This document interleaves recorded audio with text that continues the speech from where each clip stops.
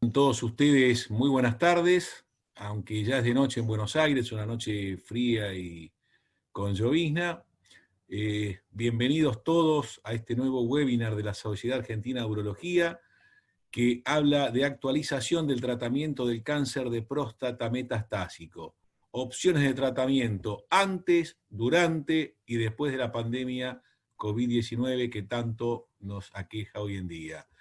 Contamos esta noche con el auspicio de Bayer, que es quien anima esta jornada, y con la notable presencia de dos de nuestros integrantes del capítulo de oncología de la Sociedad Argentina de Urología y a la vez integrante de nuestra comisión directiva. Miguel Costa, vos que vas a coordinar la reunión, te paso adelante. Bueno, gracias Norberto. Y en nombre de la Sociedad Argentina de Urología les agradezco a todos los que se hayan conectado para participar en esta reunión. Voy a presentar formalmente a nuestros conferencistas. El doctor Carlos Palazzo, el primero que va a hablar, es presidente de la Sociedad de Urología de Tucumán, es miembro de la comisión directiva de la Sociedad Argentina de Urología, pertenece al capítulo de oncología de nuestra sociedad, también es el encargado de urooncología del Servicio de Urología del Hospital Centro de Salud de Tucumán. El doctor Barreiro es el jefe de Servicio de Urología del Instituto Lanari, es miembro de la comisión directiva de la SAU, como dijo el doctor Lafos, nuestro presidente, e integra también el capítulo de oncología de la SAU. Esto es parte de lo que realiza el capítulo, es una de las acciones que va a realizar, como otras que tiene en proyecto, nuestro capítulo de oncología para este año de la sociedad.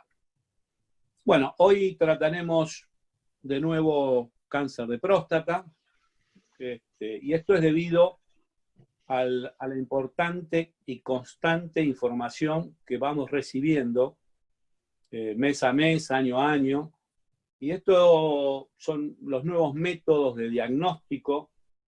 Aquí tenemos el PSMA, la resonancia magnética, los anticuerpos y también los últimos tratamientos con las nuevas drogas que hemos recibido, ¿no? Que vamos recibiendo. Si ustedes recuerdan, voy a hacer un poco de memoria, ya tengo unos cuantos años, cuando yo empecé la urología en la época del 80, en 1980, con lo único que contábamos antes de los 80 era la castración quirúrgica y los estrógenos. A principios de los 80, recuerdo que usábamos un agonista para evitar la castración, que era un agonista nasal, que era el buserelin, con mucho problema para la absorción, y también un leuprolide subcutáneo que era diario, o sea, todos los días se lo tenía que aplicar como si fuera insulina al paciente. Bastante incómodo, rápidamente desaparecieron, y apareció en el 85 la flutamida, un antiandrógeno puro, que vino Labrie, un endocrinólogo canadiense, a presentarla acá en Argentina, como si fuera la gran droga que curaba el cáncer de próstata. Y a los 2 años apareció la ciproterona, el acetato ciproterona, un antiandrógeno esteroideo, y ambos los dos ya pasaron a la historia, porque realmente no se justifica utilizar hoy en día ninguno de los dos.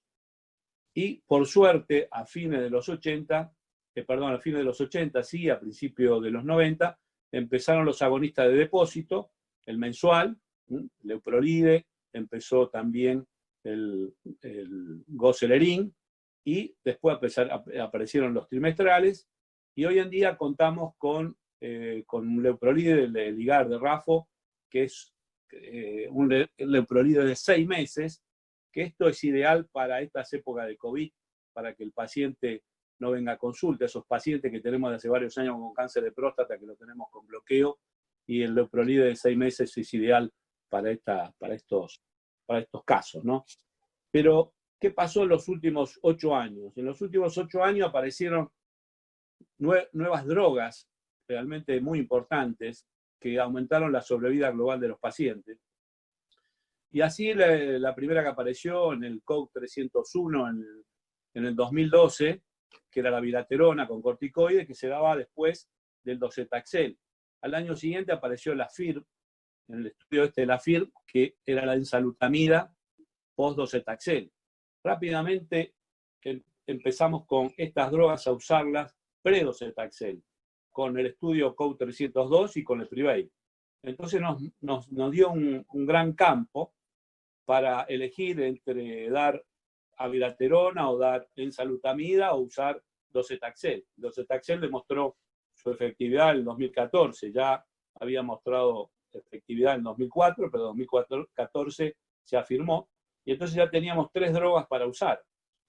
Y últimamente se adelantó más esto para usar en cáncer de próstata más temprano, con el estudio Spartan, el estudio Spartan y el estudio Prosper para ensalutamida. O sea que se nos están abriendo el campo y hace 10 días, ustedes no sé si habrán enterado todo el mundo, pero se aprobó Titán, o sea, la apalutamida, para pacientes hormonosensibles. Esto abre un campo mucho más interesante. Y ahora se viene la daralutamida también, y también se va a aprobar este año Arches ensalutamida para pacientes sensibles, cáncer de próstata hormonosensible, metastásico, se va a aprobar. O sea que se nos abren una serie de tratamientos muy interesantes. O sea que contamos tanto con abiraterona, contamos con ensalutamida, contamos con apalutamida, vamos a contar con la daralutamida y también con el docetaxel en estos casos. Lo que sucede es que en este momento no recomendamos el uso del docetaxel ni tampoco de la abiraterona por el corticoide. O sea que nos quedamos ahora, en este momento, con la apalutamida o con la ensalutamida para usar en los pacientes sensibles, ¿no? Metastásicos sensibles a la castración. O sea que se nos abre un gran panorama interesante, por eso es lindo volverlo a tratar, y le pedí tanto a nuestros queridos amigos, el doctor Palazzo y el doctor Barreiro, que nos hablen de esto para que ustedes, los que están conectados, vayan pensando en las preguntas que nos vamos a hacer al finalizar. Querido Carlos, cuando quieras, podés empezar con tu tema. Bueno, te doy la palabra. Muchas gracias. Buenas noches a todos. Veo de conectarme con la pantalla. Host, disable process. Desde acá no puedo abrir la pantalla. No sé si será... Alejandro, ¿me escuchas? Alejandro Grosso. Ahí está, doctor. Fíjese ahora, por favor. Ah, bueno. Share.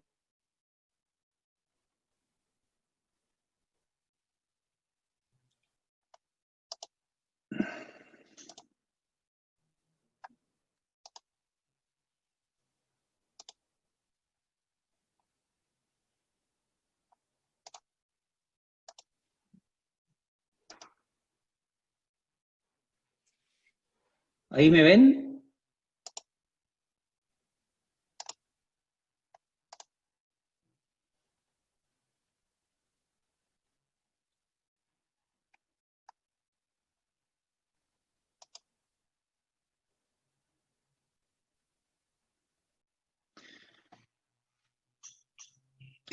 ¿Se escucha?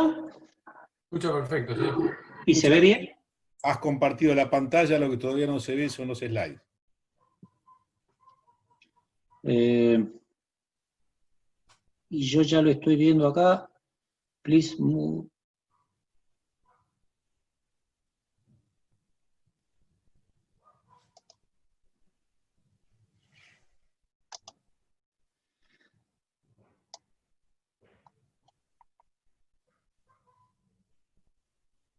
Alejandro.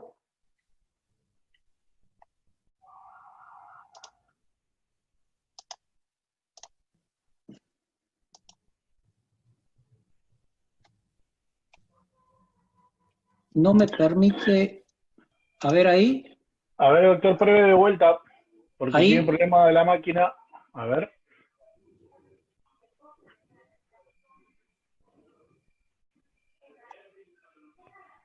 No. Ahora sí, Carlos. ¿Ahora sí? Ahora sí. Bueno, buenas noches. Ahora sí, son problemas técnicos de esto que estamos aprendiendo todos los días con esta nueva tecnología. Buenas noches a todos. Ya me presentó el doctor. Muchas gracias a las autoridades de la Sociedad Argentina de Urología por permitirme estar desde acá, desde Tucumán, compartiendo con cada uno de ustedes. El tema sobre el cual voy a hablar es cáncer de próstata metastásico, escenarios de tratamientos actuales y futuros. En este mapa del cáncer de próstata que todos conocemos, fundamentalmente voy a hacer mención a el momento en el cual el cáncer de próstata es sensible a las hormonas, sensible a la castración, y en este escenario nosotros vamos a encontrar el cáncer de próstata recurrente, el cáncer de próstata oligorrecurrente y el cáncer de próstata metastásico de novo. Partimos de la base que son tumores metastásicos. Este slide posiblemente lo vieron ya varios de ustedes, simplemente para mostrar la gran diferencia que hay en la sobrevida entre los pacientes con tumores localizados de próstata y el paciente metastásico, con una disminución de un 100 a un 30% de sobrevida. O sea, que ya acá estamos viendo la gran importancia que tiene en el pronóstico el diagnóstico de metástasis en cáncer de próstata. Pacientes metastásicos tienen altas posibilidades de morirse por su cáncer de próstata. Esta diapositiva, este slide me pareció muy gráfico, muy claro, me lo prestó Juan Pablo Sade, muchas gracias Juan Pablo, que nos muestra que no todos los cánceres de próstata metastásicos son iguales, todos son malos, todos tienen altas posibilidades de morirse, pero no todos tienen la misma agresividad. Y en esta diapositiva podemos ver que los más agresivos son los cánceres de próstata metastásicos de novo, es decir, aquel paciente que nosotros lo vamos a ver por primera vez y le vamos a diagnosticar el cáncer de próstata y ya es metastásico. El porcentaje de mortalidad es excesivamente más elevado que aquel paciente en el cual nosotros ya lo venimos tratando, le tratamos un primario, le hicimos una prostatectomía radical o hizo radioterapia y después de un tiempo se hizo metastásico. Entonces, yo quiero hacer mucho hincapié en conceptos. Recién el doctor Costa muy bien decía que no es la primera charla de cáncer de próstata que van a escuchar y seguramente a través de webinar y reuniones por Zoom han escuchado varias. Pero me parece que es la mejor manera de que vayamos familiarizando nuestro conocimiento con nuevas tendencias de diagnóstico, nuevas tendencias de tratamiento. Entonces, quiero dejar claro algunos conceptos. Uno es el cáncer de próstata metastásico tiene esta nueva terminología que nos obliga a tomar medidas terapéuticas en base al momento en el cual se presenta el tumor. Vemos en esta nueva diapositiva cómo el pronóstico del paciente empeora cuando debuta metastásico. Empeora a tal punto que la sobrevida global disminuye casi a la mitad. El paciente que progresó de su primario tiene un promedio de sobrevida global de casi 12 años, en tanto que el paciente que debutó metastásico tiene un promedio de sobrevida de 6 años, la mitad. No me voy a detener mucho en esta diapositiva, ya mucho habló el doctor Costa, desde Huggins en el año 1941, desde la castración, hubo muy poco avance en los últimos años, hasta el 2004, en que empieza a usarse el docetaxel y después se desencadena toda la manipulación esta de nuevas hormonas que nos están ayudando. Pero en definitiva, el factor común desde aquel entonces es el uso de la castración, o sea, los pacientes siempre van a estar castrados, apoyados o combinados con otro tipo de drogas. Pero hubo cambios, y esos cambios son los que nos obligan a nosotros a movernos, nos obligan a estar en forma dinámica, averiguando y sabiendo cómo debemos manejar un cáncer de próstata metastásico. ¿Qué pasó en los últimos años? Y en los últimos años se habló mucho del bloqueo androgénico combinado, del bloqueo androgénico completo, del bloqueo hormonal, que en definitiva era la asociación de antiandrógenos, ya sea bicalutamida, ciproterona, flutamida, con el análogo. En el año 2000, estudios demostraron que la combinación entre ellos no hacía más que aumentar la toxicidad, los efectos colaterales de este tipo de tratamiento, y los beneficios no eran muy significativos, no había mucha diferencia entre hacer el análogo solo y combinarlo con antiandrógenos. Por lo tanto, se dejó de hacer y se empezó a hacer uso del bloqueo androgénico solo, es decir, solamente el análogo. Y esa fue la tendencia durante los últimos años en que uno tenía la idea de decir, bueno, yo empiezo con este tratamiento, yo sé que este tratamiento para el cáncer de próstata metastásico es bueno y guardo las otras drogas para cuando sea necesaria. Guardo las otras drogas para que cuando mi paciente metastásico empiece a aumentar el PSA o tenga alguna recaída bioquímica o tenga alguna recaída, alguna progresión radiográfica o clínica. El tema es que este concepto de guardarse para una segunda etapa o para más adelante también ha quedado en desuso. Esto es más nuevo.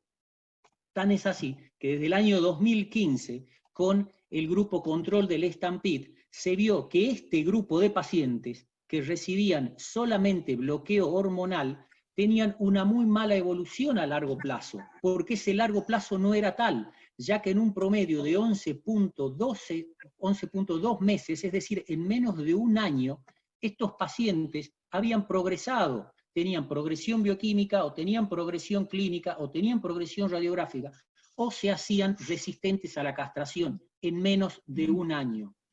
Entonces, había que cambiar un concepto, había que cambiar ese concepto de yo dejo armas guardadas para más adelante. Ese concepto de guardar las flechas en nuestra bolsa para usarlas en otra oportunidad cambió a partir del estudio Charter 2015, después confirmado por Stampede, y la nueva tendencia, ¿cuál es? Usemos todas las armas que tenemos para atacar el cáncer de próstata metastásico. Tenemos diagnóstico de cáncer de próstata metastásico, tenemos que atacarlo con todo lo que tenemos. ¿Qué tenemos? Será la pregunta. Bueno, en todas las guías de tratamiento de cáncer de próstata de este año ya uno puede ver, yo simplemente a modo ilustrativo les traje la de la NCCN, donde podemos ver con qué arsenal contamos. Esto está simplemente por orden alfabético. Acá podemos ver apalutamida, podemos ver abiraterona, docetaxel, enzalutamida. También tratamiento radiante en el recuadro de abajo. La apalutamida confirmada, todas estas drogas, estas 4 drogas, confirmadas por la evidencia de 7 trabajos muy fuertes, pivotales, prospectivos, randomizados. La apalutamida por el Titan, que como bien dijo el doctor Costa, ya está aprobada por el ANMAT, ya la podemos recetar para cáncer de próstata sensible a la castración. La abiraterona con el estudio Latitude y el Stampede del año 2017, docetaxel con el Charter 2015 y Stampede 2016, y enzalutamida a través de 2 estudios, el ARCHES y ENSAMET del año 2019. Así como quería dejarles claro el primer concepto de que el cáncer de próstata metastásico es malo, hay algunos que son más malos que otros, eso quiero que quede claro. También quiero introducirles un concepto que ya lo deben haber escuchado, pero que es fundamental que lo tengamos en cuenta a la hora de enfrentarnos al paciente metastásico, que es el concepto de volumen. Después del estudio Charter se empezó a hablar de pacientes de alto y bajo volumen. El paciente de alto volumen es aquel paciente que tiene metástasis visceral y metástasis óseas, más de 4 metástasis óseas, una de ellas por fuera del esqueleto axial. Escucharon hablar también de alto riesgo. El alto riesgo también es importante conocerlo, no es lo mismo alto riesgo que alto volumen. Mucha de la evidencia que nosotros vemos en estos estudios que acabo de mencionar hacen mención a volumen, no tanto a riesgo, pero debemos conocerlo también. La diferencia conceptual entre riesgo y volumen está en que cuando hablamos de alto riesgo le agregamos el Gleason. Si ustedes se fijan en este slide, cuando hablamos de volumen, no aparece el Gleason. En riesgo sí, cuando el paciente tiene más de 8 de Gleason, cuando el paciente tiene metástasis viscerales y tiene más de 3 metástasis óseas, hablamos de alto riesgo. Tiene que tener 2 o más de estas características, y acá no se hace mención a una metástasis ósea por fuera de del esqueleto axial. Es pronóstico, sin duda que el volumen es pronóstico. Lo vemos en este trabajo donde se observa a través de los estudios Charter y GETUF que la sobrevida en los pacientes con bajo volumen es estadísticamente mucho mayor que en los pacientes de alto volumen.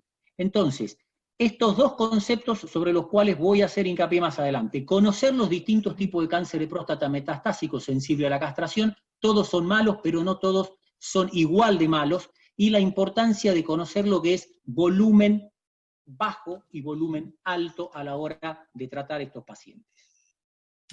El cáncer de próstata metastásico, esta diapositiva no se la pedí prestada, se la robé a Diego Barreiro, que le gustan los gatos. Todos estos tumores tienen distintos tratamientos, distinta biología y distintos porcentajes de sobrevida. De lo que es cáncer de próstata metastásico resistente a la castración, nos va a hablar Diego en unos minutos. Yo voy a hacer hincapié solamente en los que son sensibles. Como les dije hace unos minutos, oligorrecurrente, recurrente y metastásico de novo. Voy a empezar por este último. Recordemos que el metastásico de novo, según esa diapositiva donde veíamos que eran los más agresivos, tiene su alto volumen y su bajo volumen. Vuelvo de nuevo sobre el volumen, y no quiero ser pesado con esto, pero quiero dejarles claro que es el peor de todos los tumores metastásicos sensibles a la castración. El paciente que debuta de novo y con alto volumen tiene un muy mal pronóstico. Entonces tenemos que estar muy atentos a tratarlo este paciente, tenemos que estar muy atentos a esa bolsa de flechas. Cuando se nos presente este paciente, le demos con todo lo que tengamos, con todo lo que está aprobado por las entidades, por todo lo que está decidido por las sociedades científicas y, lamentablemente, también dependiendo de lo que nos digan nuestros servicios de salud, por lo que nos autoricen. Acá hay un dato importante sobre el cual me quiero detener también, por eso es que hago tanto hincapié en conocer conceptos. Haciendo una encuesta, me gusta manejarme mucho por encuestas en los sitios donde trabajo, entre los urólogos del norte de nuestra Argentina, recibí ya de varias que envié sobre este tema 182 encuestas de urólogos, donde una de las preguntas que hacía era si usaban el concepto volumen cuando iban a tratar un paciente metastásico. De esos 182 urólogos, el 95% no usa el concepto volumen, no lo tiene en cuenta. Un dato altísimo, un dato muy a tener en cuenta, que va a depender este dato del número de pacientes que traten, porque si nosotros decimos en el norte de la Argentina el número de pacientes metastásicos es muy bajo, bueno, ese bajo número de pacientes no es tratado de acuerdo al volumen según Charter, entonces no habrá mucha dificultad en el manejo de esos pacientes o no va a influir mucho en los resultados. Lamentablemente no es así. El 68% de los pacientes diagnosticados, según esta encuesta, con valores preliminares, el 68% de los pacientes diagnosticados con cáncer de próstata en el norte de la Argentina es de pacientes metastásicos. Y de ese 68%, el 57% son metastásicos de novo. O sea, hay un 57% de pacientes metastásicos de novo que no son tratados de acuerdo a si es de alto o de bajo volumen. ¿Qué opciones de tratamiento nosotros le podemos dar a estos pacientes según estos estudios pivotales a los cuales hacíamos mención recién? No me voy a extender mucho en cuanto a la explicación de los estudios, simplemente resumirles. Docetaxel, como bien mencionábamos recién, quimioterápico, ya del año 2004 demostró su efectividad en el cáncer de próstata resistente a la castración, lo hizo también en el cáncer de próstata metastásico ahora con el estudio Charter, donde se observó una sobrevida significativamente superior en la rama de los pacientes que recibían terapia de privación androgénica más docetaxel versus los que recibían solamente terapia de privación androgénica. Pero para los pacientes de alto volumen, los pacientes de bajo volumen no vieron reflejado ese beneficio. La segunda droga de la que les voy a hablar es la abiraterona, droga que también conocen porque también es usada en el tratamiento del cáncer de próstata resistente a la castración. A través del estudio Latitud se observó una marcada diferencia en sobrevida cuando tratábamos pacientes con abiraterona más prednisona versus placebo, y en este caso, a diferencia del docetaxel, se vio una mejoría tanto en los pacientes de alto volumen como en los pacientes de bajo volumen. Una discusión o un tema de controversia siempre, que ya lo vimos y lo vivimos en el cáncer de próstata resistente a la castración, es cuál le doy, cuál es mejor, si le doy abiraterona o le doy docetaxel. Yo creo que cada uno tiene su momento, cada uno tiene su indicación, cada uno tiene sus pros y sus contras. Hay un tema que es muy real en nuestro medio, que es el tema de los costos, y sin duda cuando hablamos de costo es a favor del docetaxel que se nos va a inclinar la balanza, pero tengamos en cuenta que estos costos estaban hechos en base a la abiraterona 1000 miligramos por día, es decir, 4 comprimidos. Ya está demostrado que si se le da a determinados pacientes solo un comprimido de 250, los resultados pueden ser similares y esto va a reducir considerablemente los costos, lo cual de alguna manera puede equiparar la balanza. Con respecto a la duración del tratamiento, obviamente corre con ventaja el docetaxel, ya que son solo 6 aplicaciones y después de eso terminaría su tratamiento, en tanto la abiraterona se hace mucho más larga. Cuando hablamos de calidad de vida y uno piensa en el tratamiento quimioterápico, siempre va a ver que se ve disminuida un poco la calidad de vida de estos pacientes. Lo que sucede es que su calidad de vida empieza a repuntar después de terminar el tratamiento, a diferencia de la abiraterona, que con el tiempo empieza a disminuir su calidad de vida, porque son tratamientos más largos y no está exento de complicaciones.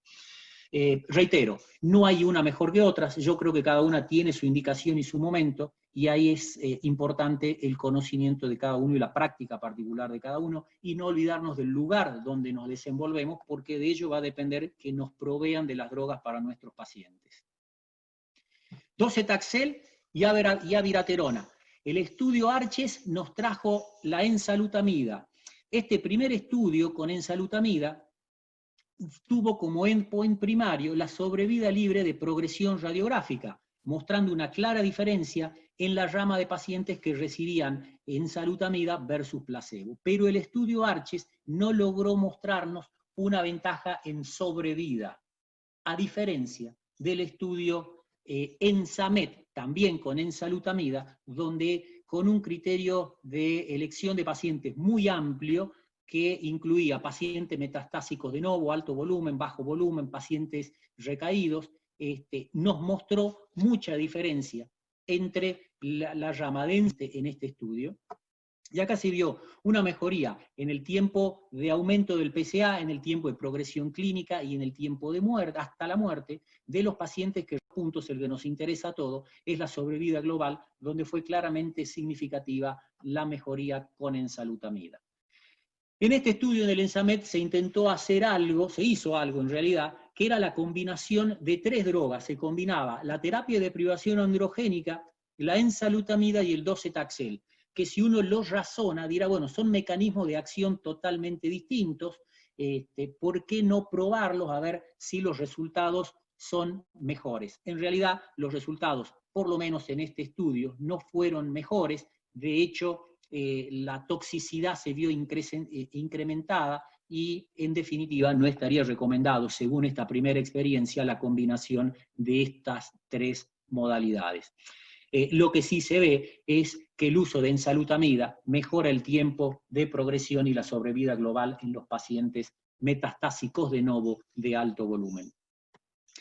Y por último, la apalutamida ya aprobada por el ANMAT en nuestro país a través del estudio Titan, también con un amplio espectro de recepción de pacientes, nos mostró un aumento de la sobrevida con una significativa reducción del riesgo de muerte de aproximadamente un 33% y una disminución del 52% en el riesgo de progresión o muerte. Estos resultados avalan el uso de la apalutamida en un amplio rango de pacientes que van desde el metastásico de novo de alto volumen, que es del cual les estoy hablando, metastásico de novo de bajo volumen, y, como veremos más adelante, también en el paciente recurrente. Hablamos de medicamentos, y la duda será si hay algún lugar para la radioterapia. Como habíamos visto en aquellas guías de la NCCN, la radioterapia sí tiene su lugar en el metastásico de novo. El estudio Horrat y la rama H del STAMPEDE mostraron que la sobrevida global en los pacientes que recibían radioterapia, cuando había alto volumen en el metastásico de novo, no era significativa. O sea, no estaría indicada la radioterapia, excepto que el paciente tenga un metastásico de novo de bajo volumen. Aquí sí hay lugar para la radioterapia, donde los resultados nos mostraron una diferencia de sobrevida de un 8% entre los pacientes que recibían el Standard of Care versus los que recibían Standard of Care más radioterapia. Y si hay lugar para la radioterapia, habrá lugar para la cirugía. Lo más probable es que sí. Lo que les puedo decir es que no hay todavía ningún estudio que nos pueda dar el respaldo suficiente como para recomendarlo. Hay varios ongoing, hay varios avanzando en información y en datos, pero todavía tenemos que esperar. Resumiendo, tratamiento del cáncer de próstata metastásico de novo. Alto volumen, podemos dar docetaxel, abiraterona, enzalutamida, apalutamida. No podemos hacer radioterapia. En tanto que en el metastásico de novo de bajo volumen, podemos dar abiraterona, enzalutamida y apalutamida. Podemos hacer radioterapia. El docetaxel no estaría indicado, tendrían más indicación las otras 3 drogas. Con respecto a la cirugía metastásico de novo, todavía no estamos en condiciones de indicarla.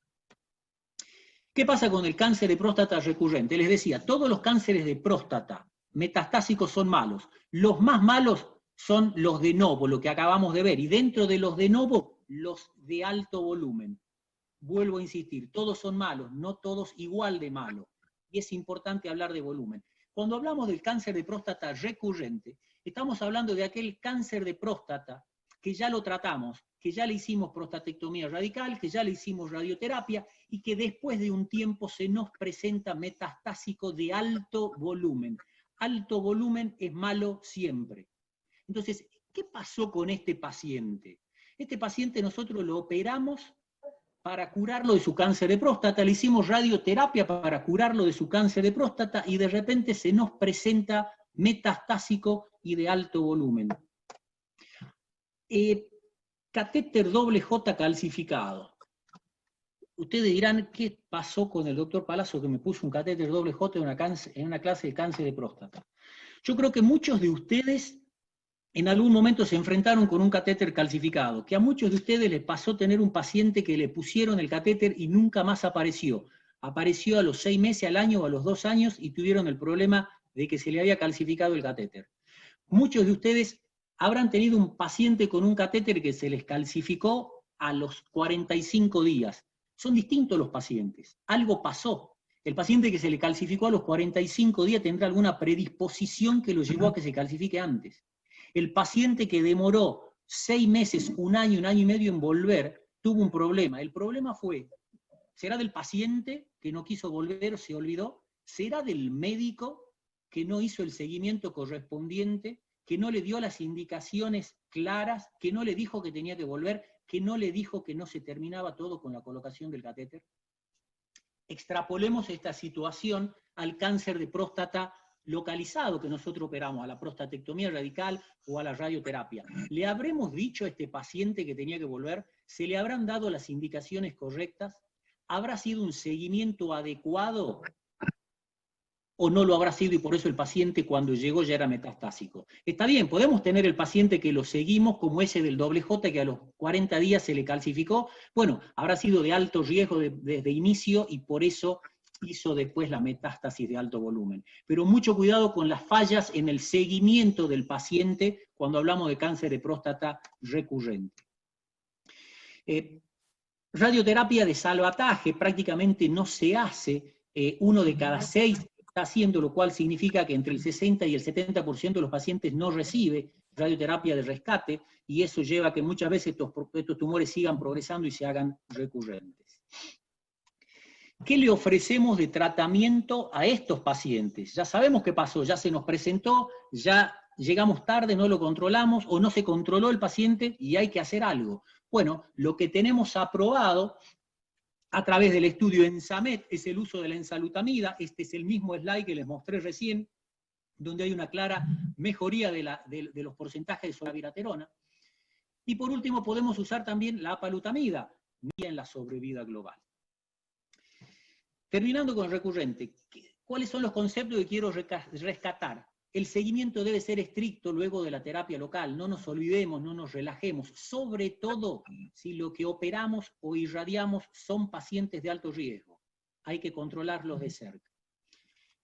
Antes de la llegada de la enzalutamida y la apalutamida, estábamos muy limitados solo con el uso de la terapia de privación androgénica. Al paciente le dábamos leuprolide, le dábamos goserelin, y no teníamos el respaldo científico, el respaldo a través de estudios como para darle otra cosa. Entonces, ante las obras sociales teníamos que esperar que el paciente progrese y se haga resistente a la castración. Recién entonces podíamos hacerle algo.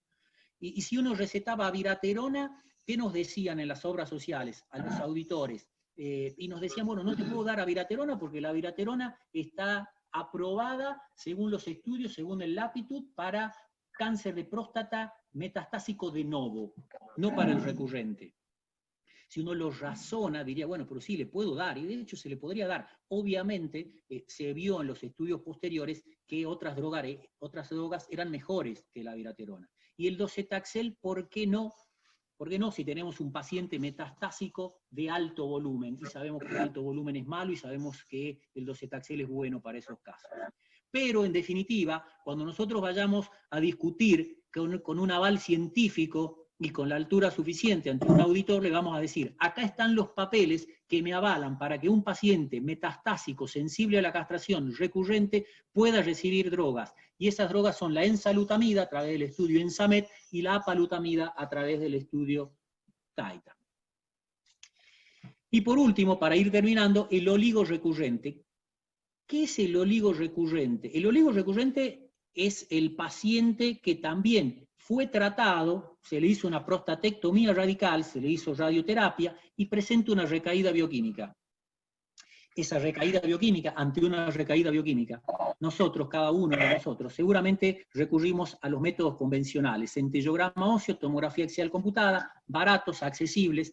El problema es que tienen muy baja seguridad y muy baja sensibilidad para detectar cáncer de próstata recurrente.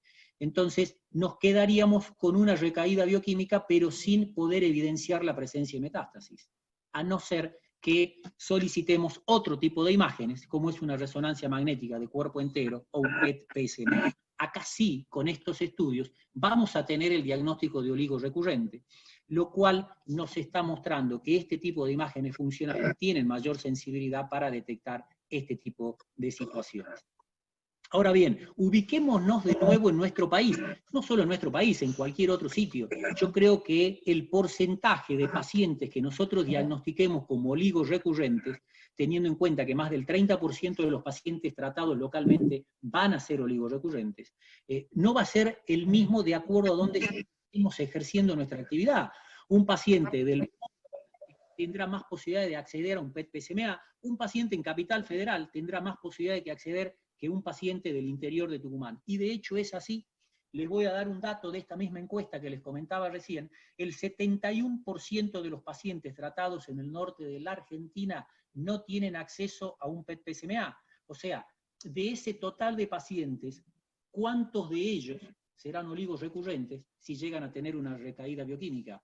Y al no tener posibilidades de hacer estas imágenes, serán tratados de otra manera. ¿Serán tratados correctamente? Será la pregunta. En este otro estudio vemos la comparación entre el uso del PET-PSMA e imágenes convencionales, donde se observa que a través del PET-PSMA detectamos un 27% de enfermedad oligometastásica, mientras que es solo un 10% de detección cuando usamos tomografía computada, centellograma óseo o resonancia magnética.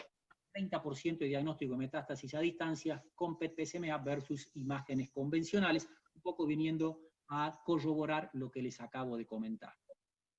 Vamos a un caso clínico puntual, cortito.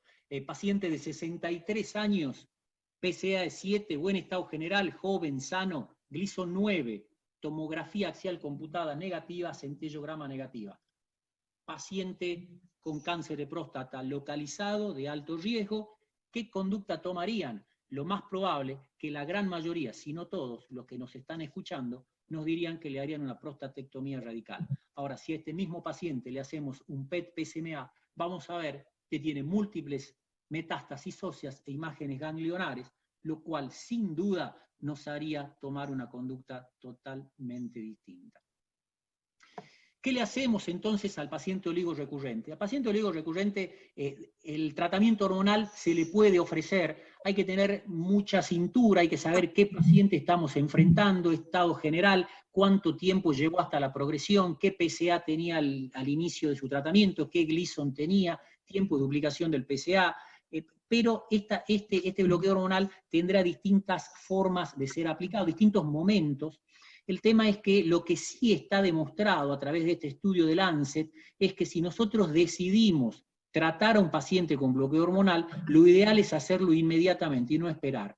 Acá se vio en este estudio que el paciente que era tratado inmediatamente tenía mucha mejor sobrevida que el que difería su tratamiento. Esta diferencia se empezaba a ver luego del 5º año de iniciado el tratamiento. Pero sin duda, la vedette del tratamiento del oligorrecurrente es MDT, la terapia dirigida a la metástasis, que fue corroborada a través del estudio STOMP, donde a los pacientes se le hacía, como indica el título, una terapia, ya sea quirúrgica o con radioterapia. Si se elegía radioterapia, la ideal era SBRT, y de esta manera se observó en las dos ramas de control versus MDT una marcada diferencia, ya sea, por ejemplo, en la imagen de la izquierda pueden ver la diferencia en cuanto a la disminución del PSA. El 75% de los pacientes que recibieron MDT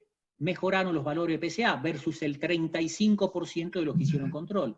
En tanto se observó una supervivencia libre de bloqueo hormonal. ¿Esto qué significa? El paciente que recibió MDT estuvo 21 meses en promedio sin recibir bloqueo hormonal versus, 13 meses que el que hacía control. Esto no se está hablando de una diferencia de 8 meses sin bloqueo hormonal. Sin embargo, estos datos fueron actualizados ahora en ASCO-GU, en el 2020, en San Francisco, y se vio que 1/3 de los pacientes que recibieron MDT, 1/3 de los que recibieron MDT estaban sin bloqueo hormonal, en tanto que la sobrevida global fue excelente, ya que el 90% de los pacientes que recibieron MDT estaban vivos. Así como se hace radioterapia con SBRT, si es posible, se puede hacer también linfadenectomía, lo cual demostró también un aumento de la sobrevida cáncer específica, tanto a los 5 como a los 10 años. Recordatorios con respecto al cáncer de próstata oligorrecurrente: importancia fundamental de las imágenes funcionales. Va a ser muy difícil detectar un cáncer de próstata oligorrecurrente con las imágenes convencionales, y lo más probable es que cuando lleguemos a diagnosticarlas con esas imágenes ya no sea de bajo volumen, sino que nos enfrentemos a uno de alto volumen. El bloqueo hormonal, como les decía, será muy particular, muy para cada paciente, dependiendo de los antecedentes, dependiendo de la biología del tumor inicial, porque no será lo mismo hacer un tratamiento en el oligorrecurrente de un paciente que tenía un Gleason 9 cuando le hicimos la prostatectomía radical, o de un paciente que tenía un Gleason 7, y de cómo fue progresando su PSA. Entonces eso es muy individual. Y como les comentaba recién, la vedette es la MDT con radioterapia o linfadenectomía. No quiero terminar sin hacer mención a un par de detalles con respecto al tratamiento que se sugiere para el cáncer de próstata hormonosensible en esta etapa de pandemia, en esta etapa que estamos con el coronavirus. Algo ya nos adelantó el doctor Costa, simplemente hacerles un resumen. decir que es importantísimo que nosotros podamos catalogar, dividir a nuestros pacientes de acuerdo a la necesidad que tienen de ser tratados. El paciente que está asintomático, que no tiene ninguna necesidad de recibir ningún tipo de terapia, esperémoslo, controlémoslo y lo citemos cuando todo esto mejore. Ahora, el paciente que está con progresión, el paciente que está con síntomas por su cáncer, bueno, sí deberá ser tratado. Ahora, ¿cuáles son las opciones de tratamiento?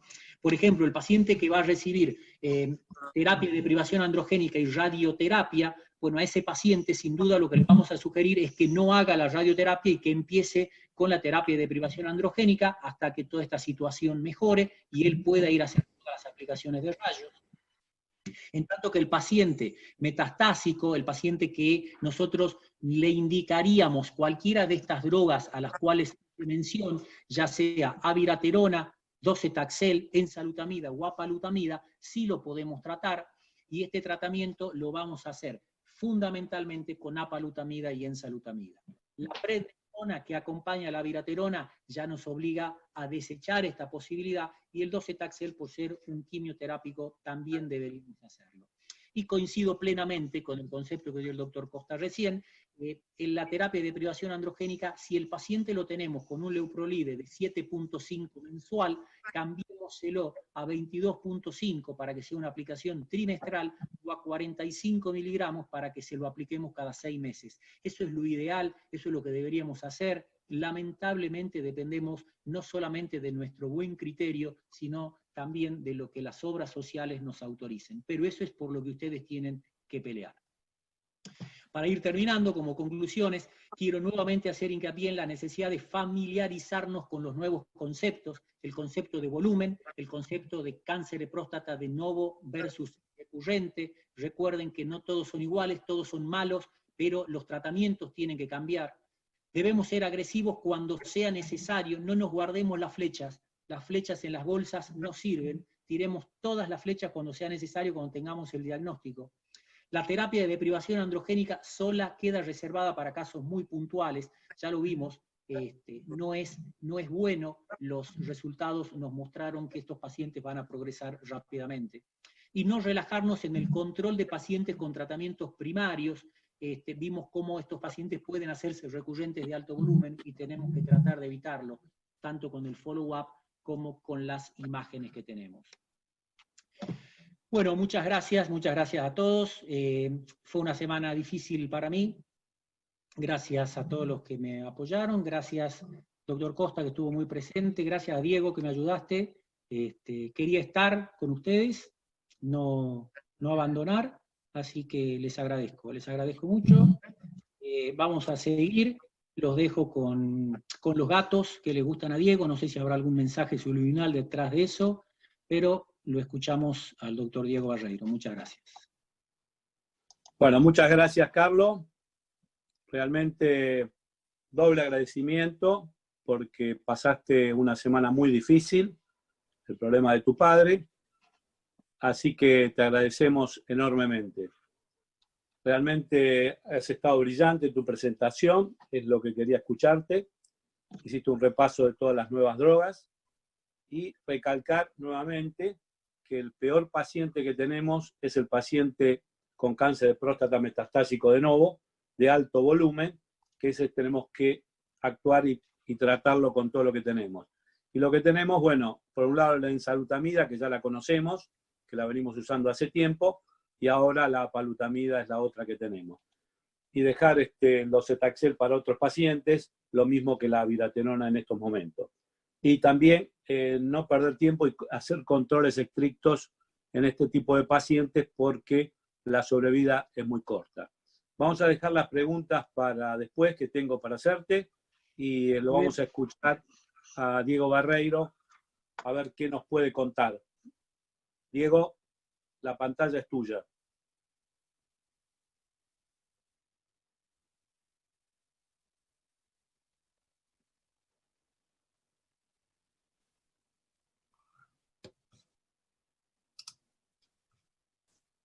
¿Me están viendo? ¿Se ve el...? A vos te vemos, no vemos la pantalla. Vamos de nuevo.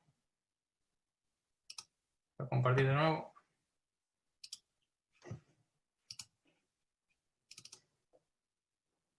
¿Ahora? ¿Ahora se ve? Sí, ahí estamos. Bueno, se ve bien la pantalla. Quiero agradecer a la Sociedad de Urología y a Bayer por invitarme a dar esta charla y a todos los que molesté durante esta semana con preguntas, con dudas y con inquietudes sobre esta charla. Voy a hablar de cáncer de próstata metastásico resistente a la castración.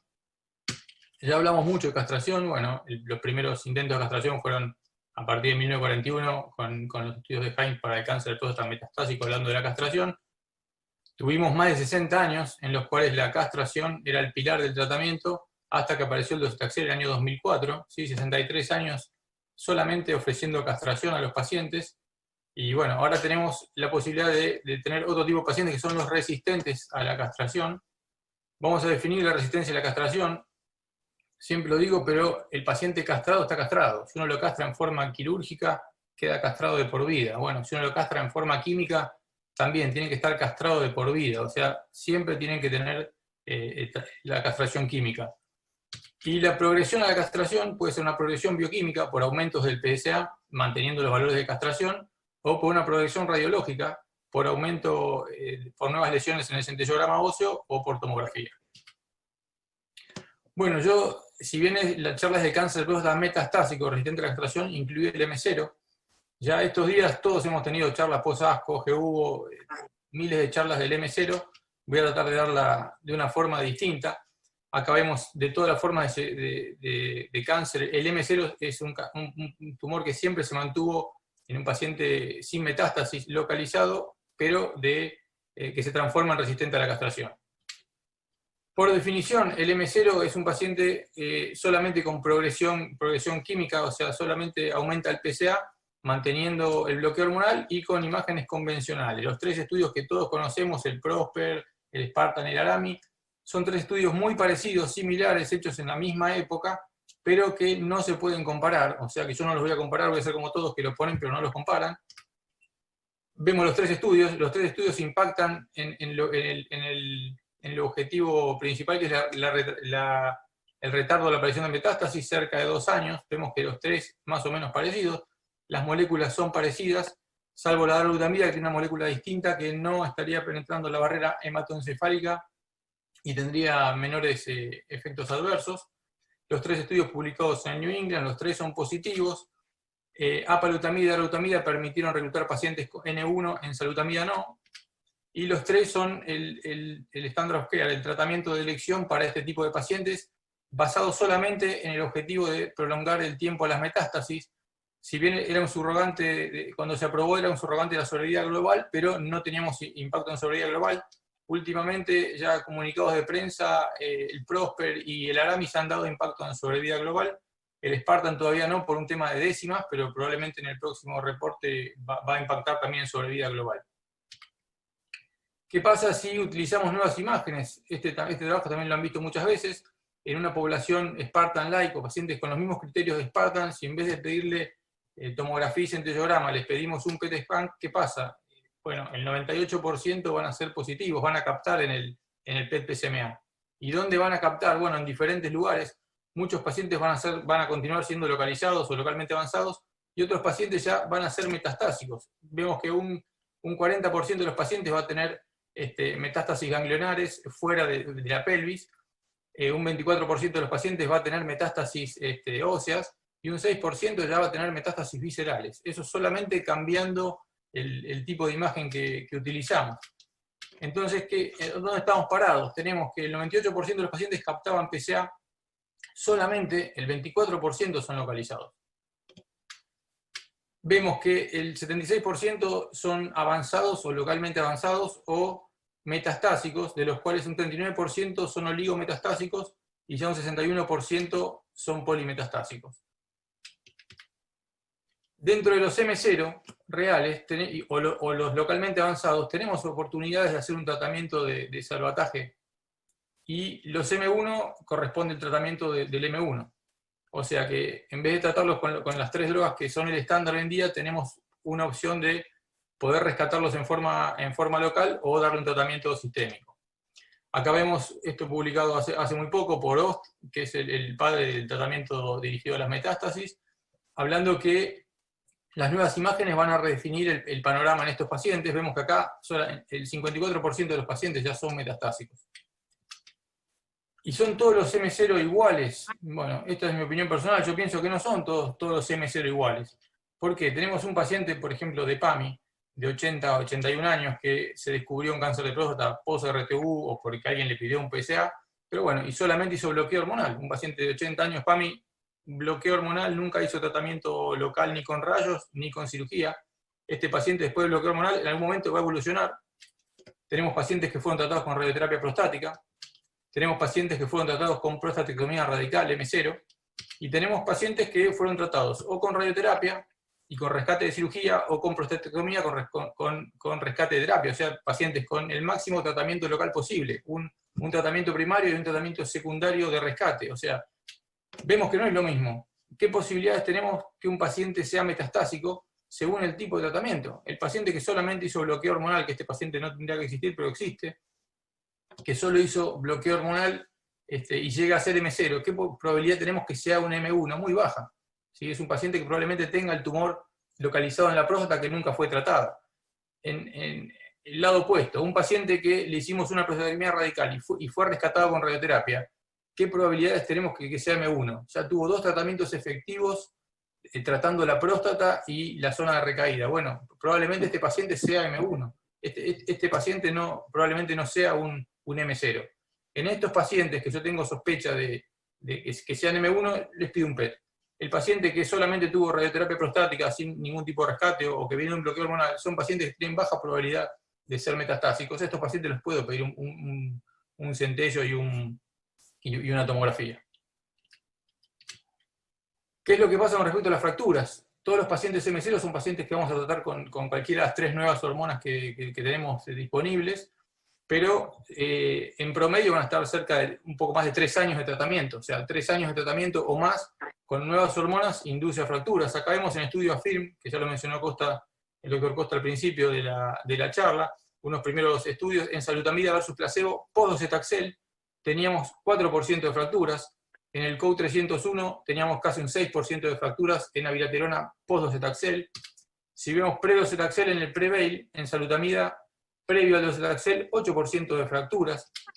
En el Prosper, ya estamos hablando en M0, un 9,8% de fracturas en el Prosper, y en el Spartan un 11% de fracturas. Se supone que todos estos pacientes estuvieron con un tratamiento para prevenir osteoporosis, pero el largo tiempo a la exposición a estas nuevas drogas aparentemente estaría produciendo más fracturas.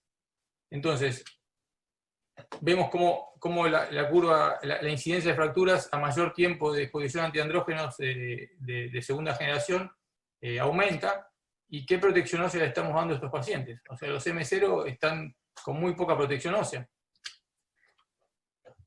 Una idea que tengo yo, o una forma de manejarme, es los que tienen muchas probabilidades de ser M1, los transformo en M1, o sea, un paciente que puede ser un M0. Supongamos un paciente M0 de libro convencional con tomografía y centellograma. A este paciente yo podría darle salutamida.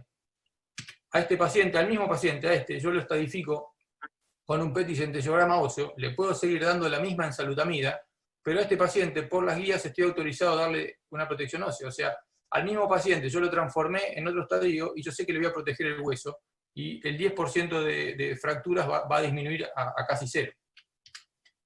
Como conclusiones, el M0 solamente es M0 con imágenes vintage, ¿sí? Hay posibilidad de rescate en M0 verdaderos. Ya vimos un trabajo del doctor Scorticati que ha rescatado inclusive con prostatectomía radical a pacientes que son M0 verdaderos. Tenemos que mantener la castración siempre, en todos los pacientes resistentes a la castración hay que mantener la castración. Yo lo recalco porque hay pacientes a veces que vienen sin castración. Hay que mantener siempre la castración. El tratamiento estándar es la apalutamida, darolutamida o enzalutamida. En el M0 nos quedan dudas qué tipo de protección ósea darle. Solamente le vamos a dar protección ósea para la osteoporosis. Y bueno, ¿y qué rol cumplen las terapias dirigidas a la metástasis? Pasamos al cáncer de próstata oligoprogresivo. El oligoprogresivo es parecido a lo que pasaba con el oligo recurrente, el paciente que está tratado y después recurre. Bueno, esto es lo mismo, es un paciente M0, pero intratratamiento recurre, o sea, progresa a un tratamiento. Este paciente está sin tratamiento hormonal, el paciente oligo progresivo que recurre está con tratamiento del M0, que es un tratamiento bastante intenso, y recurre. Tiene características parecidas al oligo recurrente, pero es progresivo, es un tumor mucho más agresivo. ¿Quiénes serían estos pacientes? Tenemos dos tipos de pacientes. El M0, el paciente M0 tratado con las drogas que corresponden, que progresa a M1, se transforma en oligo progresivo. Y tenemos el paciente M0, que le pedimos un PET, también sería oligo progresivo, lo transformamos en M1, oligo progresivo. Acá vemos un tratamiento, así como había tratamiento dirigido a las metástasis para los recurrentes, para los progresivos también se está tratando. Esto no es un estándar, pero es tratamientos que se están intentando hacer. Acá vemos un tratamiento de OST. OST es uno de los líderes en tratamiento dirigido a las metástasis. Estos son líneas de tiempo de tratamiento, esto es el momento del diagnóstico, tratamientos locales. En este más que aparece acá es cuando el paciente se transforma en resistente a la castración. Una vez que se transforma en resistente a la castración, le dan un tratamiento dirigido a las metástasis, rayos o cirugía, y vemos esto verde fluo, digamos, es el tiempo que el paciente se mantiene libre de una segunda línea de tratamiento. O sea, tratando con tratamiento dirigido a las metástasis, postergamos el inicio de una línea de tratamiento. En algunos pacientes acá vemos 24 meses, este paciente tardó 24 meses hasta la próxima línea. O sea, tratándolo dirigido a las metástasis cuando progresa de un M0. Otro tratamiento, otro estudio lo mismo, y postula que si uno irradia metástasis, se activa el sistema inmune. Y eso es una ventaja para el tratamiento de estos pacientes, por algo que se llama efecto abscopal. O sea, acá tenemos todos ratones, y yo irradio esta lesión. Con el tiempo vamos a ver que la lesión irradiada mejora, pero también mejora lesiones que no irradié. O sea, el efecto abscopal es un efecto que es lejos y Scopus es el target. O sea, al irradiarlo yo consigo un efecto lejos del target que yo irradié. ¿Y eso por qué se produce? Bueno, tenemos el tumor, estos son los rayos, lo irradiamos, se produce la muerte de células tumorales, estas células naranjitas se mueren, liberan antígenos, son captados por el sistema inmunológico, se activan las células de defensa, y esto actúa en las metástasis a distancia. O sea, yo trato un tumor localizado en un lado, pero esto me estaría inhibiendo el crecimiento o me estaría tratando metástasis alejadas. Esto es lo que se llama el efecto abscopal.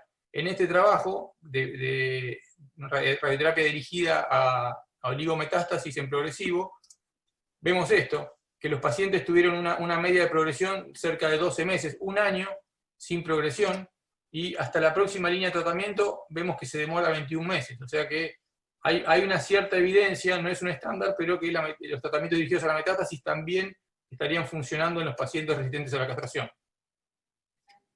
Como pocas conclusiones del oligo progresivo, pero bueno, el oligo progresivo puede llevar de dos formas: un M0 real que progresa, o un M0 que está solamente tratado con bloqueo hormonal, que progresa a oligo progresivo. El tratamiento dirigido a las metástasis nos va a retardar el cambio de línea terapéutica, puede ser con SBRT, y la cirugía también tendría un lugar de rescate en pacientes solamente ganglionares. El tratamiento estándar, obviamente, es el tratamiento del M1 resistente a la castración. Vamos a empezar con el M1 resistente a la castración. Bueno, yo ponía el ejemplo de la bolsa de gatos, porque todos los tumores de próstata metastásicos son distintos. Bueno, este es el gato más malo, sí, es más malo que el de novo, porque ya es un paciente, es un de novo progresado, digamos esto, es más malo que el de novo. Acá tenemos muchas formas de llegar al metastásico resistente a la castración. Podemos ver luego la vía esta, que es la más rara, que llega a través de la progresión del M0, pero tenemos progresión de los de novo y de progresión de los recurrentes. Esta es la vía más frecuente, pero todos desembocan en esto. ¿Qué tratamientos posibles tenemos? Bueno, tenemos un montón de tratamientos posibles. Durante 60 años solamente el tratamiento era esto, la castración. Castramos a los pacientes y tratamos a nuestra célula de cáncer de próstata de esa forma. Después apareció la viraterona. La viraterona bloquea la producción de testosterona, o sea, a niveles mayores que los de la castración. Esto es una forma de tratar a estos pacientes resistentes a la castración. Otra forma de tratar los metastásicos resistentes a la castración es con enzalutamida, alutamida, apalutamida, que actúan sobre la polimerización del receptor androgénico y su migración al núcleo. Tenemos taxanos, los taxanos actúan en los microtúbulos que son necesarios para la mitosis y frenan la mitosis de las células de cáncer de próstata. Tenemos la terapia alfa con el radium 223 que actúa rompiendo, rompiendo la molécula de ADN, y también actúa en el microclima del hueso, de la metástasis, en el nicho metastásico. También vimos que no está disponible en Argentina el Sipoleucel, ¿sí? Vimos que hay tratamientos, una vacuna, un tratamiento inmunológico también servía y daba las mismas tasas de respuesta o de impacto en sobrevida que la bilaterona, el docetaxel, a través del sistema inmunológico. Lo que vamos a ver es esto, es lo que se viene, los inhibidores de checkpoint, de PDL1, PD1 y CTLA, que también actúan sobre los receptores linfocitos T, y es otro mecanismo de acción. Y los inhibidores PARP, en pacientes que tienen mutaciones en la reparación del ADN, es otro mecanismo de acción a nivel del núcleo celular del ADN. O sea, vemos cómo hemos pasado de estar 6 décadas solamente con un bloqueo hormonal a todas estas cosas. Y toda esta línea de tratamientos tenemos que aprender a manejarlas. ¿Cómo hacemos? Bueno, ¿cómo elegimos la primera línea? Tenemos varias formas tenemos que tener en cuenta varias cosas para elegir la primera línea de tratamiento en resistencia a la castración. ¿Qué tratamiento previo tuvieron? ¿Qué calidad de respuesta tuvieron al tratamiento previo? Si hay la resistencia cruzada entre tratamientos hormonales que existe, conocer las alteraciones de la reparación del ADN y adaptarnos hoy día al COVID. Vamos a empezar con los tratamientos nuevos. Tratamientos previos. Ya vimos en el recurrente, ya lo habló Carlos, docetaxel, en algunos casos con mucho volumen y pacientes jóvenes se podría usar, enzalutamida y apalutamida. En el de novo ya vimos las opciones y en el M0 ya las conocemos de memoria. ¿Qué tienen en común todo esto, estos tipos de tratamientos? La mayoría de los pacientes se tratan, estos glicecitos son hormonas, o sea, el M0 100% de hormonas, los de novo el 80 o un poquito más se tratan con hormonas, el recurrente la mayoría con hormonas. Los urólogos en particular tratamos a todos con hormonas, o sea, el 100% de los pacientes tratados por nosotros son con hormonas. ¿Qué otra cosa tienen en común estos 3 tipos de tumor? Que los 3 van a evolucionar al M1. ¿Sí? O sea, estos 3 tipos de tumores cuando evolucionan, van a evolucionar a un M1 resistente a la castración. Cuando evolucionen, ¿qué le vamos a darle? Más hormonas. Son pacientes que ya lo estamos tratando con hormonas de nueva generación. Está demostrado que agregarle más hormonas no impactan sobre vida global, ya lo vamos a ver.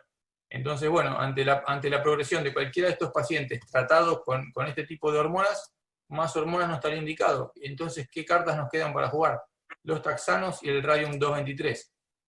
Estos serían los tratamientos de primera línea. Taxanos quedarían, abiraterona, enzalutamida, ya pacientes pretratados con hormonas de nueva generación no corresponde, el radium 223 y el cabazitaxel.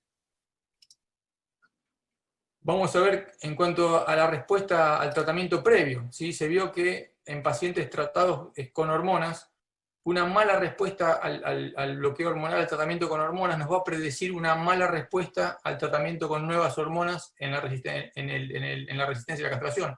Acá vemos, estos son pacientes que han progresado a la resistencia a la castración, que tardaron más de 12 meses.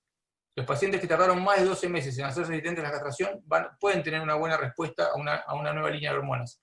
En cambio, los pacientes, vemos la sobrevida, en pacientes con mala respuesta, o sea, pacientes que uno los trató con hormonas cuando son de novo, y respondieron y si progresaron a resistencia a castración en menos de 12 meses, estos pacientes no son candidatos a más hormonas, porque van a responder mal. Eso es lo que tenemos que tener en cuenta. Acá vemos el estudio CAR, también una tercera línea, comparando el cabazitaxel versus abiraterona o enzalutamida, y vemos que hay diferencia en favor de cabazitaxel. Si son pacientes que ya fueron tratados con hormonas, que progresaron antes de los 12 meses a las hormonas que fueron tratados, y docetaxel. Bueno, como una tercera línea, el cabazitaxel es superior a las hormonas. Acá lo vemos, ¿sí? La progresión libre de metástasis, 8 meses para el cabazitaxel, abiraterona o enzalutamida, 3,7 meses, casi que lo duplica. Entonces, en tercera línea ya sería un estándar el cabazitaxel. Y vemos que acá en New England un comentario al CART diciendo que pacientes que han sido tratados anteriormente con este tipo de hormonas no se van a beneficiar. Entonces ya apuntando a que el cabazitaxel se va a correr un poco a una primera línea o segunda línea en resistencia a la castración. Vamos a ver esto, perdón, la resistencia cruzada de los tratamientos hormonales. Yo cuando vi este estudio me pareció interesante, el Alliance 31201. ¿Qué hacían? Si la bilaterona impacta en sobrevida, la enzalutamida impacta en sobrevida, si usamos los dos juntos va a andar mejor. Bueno, acá vemos enzalutamida por un lado y enzalutamida más bilaterona más prednisona en la otra rama. No impactan sobrevida. O sea, sumar tratamientos distintos, tratamientos que actúan sobre el mismo mecanismo, basándonos en el receptor androgénico, no impactan sobre vida global. O sea, dar las dos juntas, si uno tuviera la posibilidad, no ayuda. Y dar las secuenciadas, ¿qué pasa si uno secuencia? Si da abilaterona y después enzalutamida, o enzalutamida y después abilaterona. Si arranco con abilaterona y después le doy enzalutamida, es cuando se ve la mejor respuesta. Vemos un 36% de respuesta secuenciando primero abilaterona y después enzalutamida. La contraria, enzalutamida con abilaterona, tiene muy poca respuesta. ¿Sí? O sea, en caso de secuenciar una con otra, primero va abilaterona, después va enzalutamida. Pero estas respuestas solamente son en base a PSA, o sea, solamente baja el PSA más de un 30% en esta secuencia. No impactan sobre vida global. O sea que, si recordamos, en cáncer de próstata resistente a la castración metastásico tenemos que dar tratamientos que impacten en sobrevida global. Esto no da beneficio en sobrevida global. Entonces solamente tenemos que secuenciar esto cuando no nos queda más tratamiento posible. Cuando uno no puede ofrecerle docetaxel o cabazitaxel o radium, o ya no tiene más tratamiento para ofrecerle, bueno, ahí sí, en ese caso, o que el paciente no esté fit para hacer un tratamiento oncológico, uno le da bilaterona y después enzalutamida. Esta es la secuencia que uno tendría que seguir, pero sabiendo que en este tipo de pacientes no impactan sobre vida global. Bueno, ya estamos más o menos viendo qué tipo de tratamiento vamos a hacer. Últimamente apareció esto, las alteraciones en la reparación del ADN. Hoy en día tratamos que los pacientes, en una forma personalizada del cáncer, no todos los pacientes con cáncer son iguales, y bueno, los tratamientos tampoco tienen que ser iguales, y la genética del tumor nos va a ayudar en esto. Ya hemos visto lo que pasó con el cáncer de páncreas, cáncer de mama, cáncer de ovario, y ahora está llegando a la próstata, ¿sí? Año 2015, el estudio TOPAR-A, el Joaquín Mateo, en pacientes mutados que le han hecho un testeo germinal y tienen mutaciones en la reparación del ADN, se ve esto, un estudio pequeño pero muy significativo. De 16 pacientes, 14 pacientes tuvieron respuesta al olaparib, versus solamente el 6% de los pacientes que no tenían defectos en la reparación del ADN. Y vemos la sobrevida, casi duplican la sobrevida a los pacientes que uno le da olaparib y que están mutados. Acá vemos esto, el mismo estudio. Esto es una resonancia multiparamétrica con difusión, así como la que hacemos en la próstata, pero en todo el cuerpo. Acá vemos un paciente que ya estuvo tratado o sea, una segunda o tercera línea, o sea, cuando ya no quedan más líneas terapéuticas, paciente con mucha carga metastásica tumoral, le hicieron olaparib y a las 12 semanas vemos esta respuesta en un paciente ya tratado muy intensamente previamente. ¿Qué dicen las guías? Bueno, testeo de línea germinal. ¿A quién tenemos que hacerle un testeo de la guía germinal, de la línea germinal? ¿Somos urólogos? ¿Para qué vamos a hacer esto? Bueno, las guías dicen que pacientes de alto riesgo o muy alto riesgo, pacientes localmente avanzados o pacientes metastásicos, ¿sí? Metastásicos sensibles a la castración o resistentes a la castración, uno tiene que testear la línea germinal. ¿Por qué? Vemos que el cáncer de próstata metastásico, casi un 12%, tiene mutaciones de la reparación del ADN. Y solamente el 6% y el 6% de los pacientes con alto riesgo. Pero bueno, en el caso metastásico estamos viendo que un 12% de nuestros pacientes van a estar mutados y podemos ofrecerle un tipo de tratamiento distinto al que estamos ofreciendo ahora. Este es un tipo de test genético, ¿sí? Se llama el COLOR, lo van a ver en varios estudios, el COLOR test. Testea unos 30 genes que son estos, en orden alfabético, testea los 2 BRCA, el ATM y algunos otros genes más.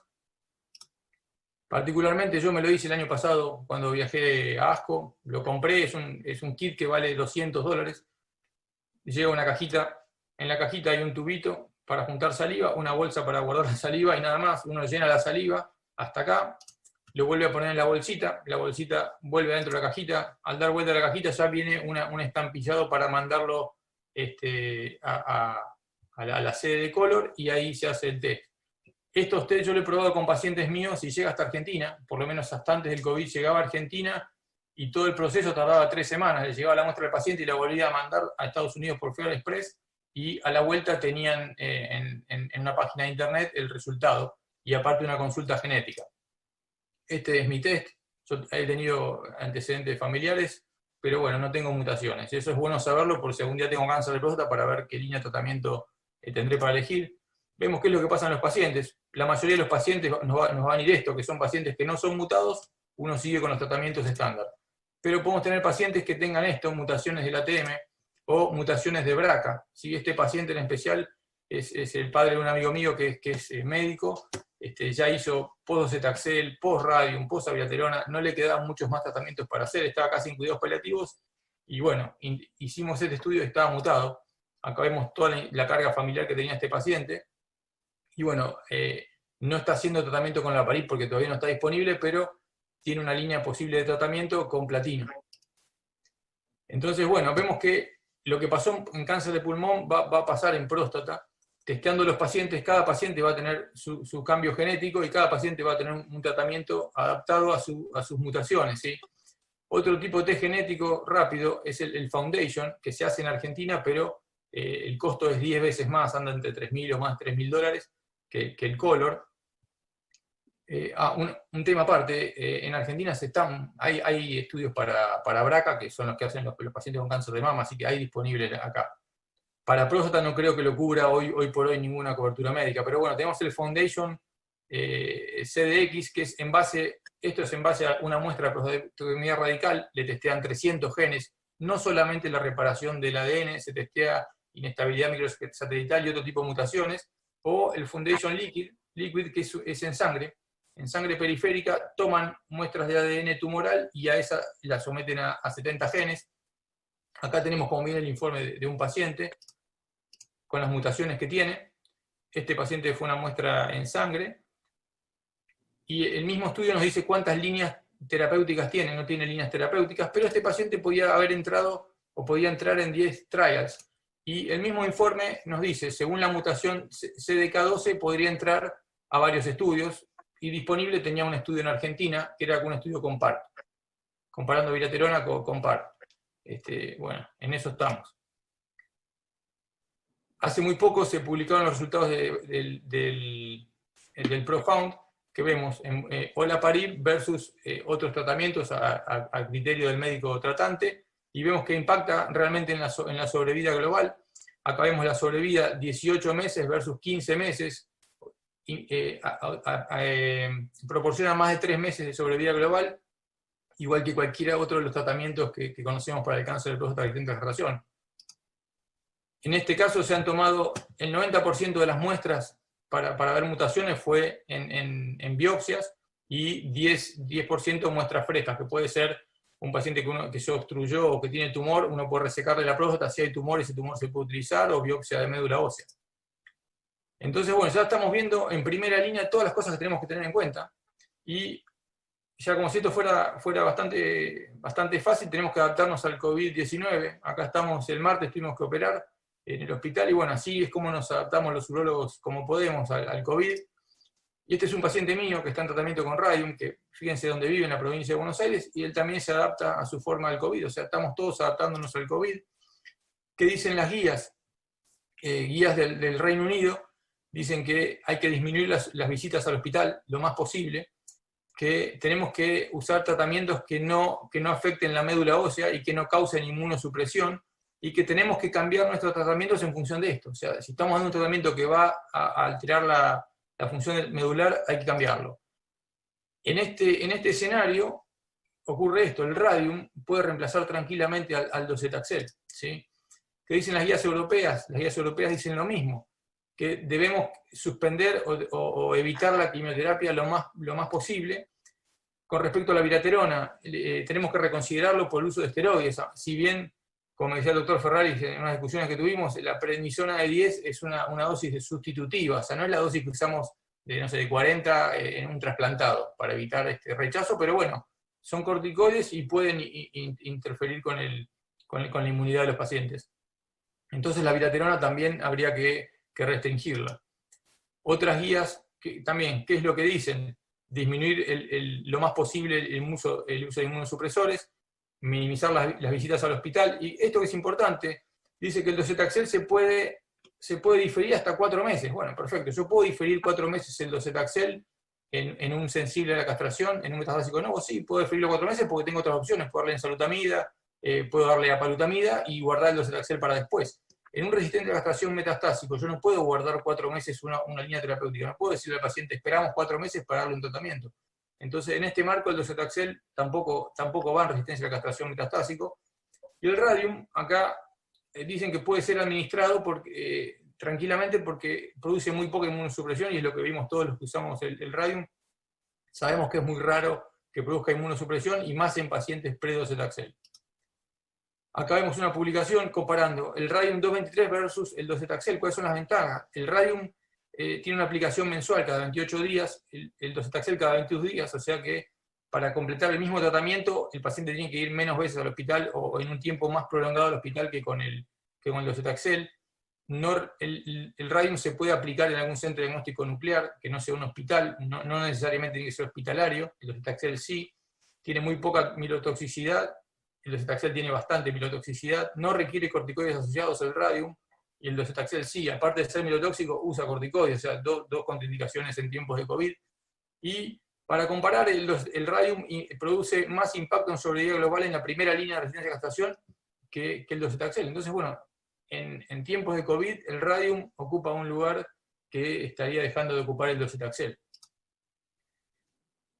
Otras consideraciones, ya vimos, evitar visitas, evitar milosupresores y corticoides. El radium reemplaza al docetaxel, la enzalutamida reemplazaría, o la apalutamida reemplazarían a la bilaterona, pero la apalutamida no se utiliza para el resistente a la castración metastásico, entonces solamente tenemos la enzalutamida.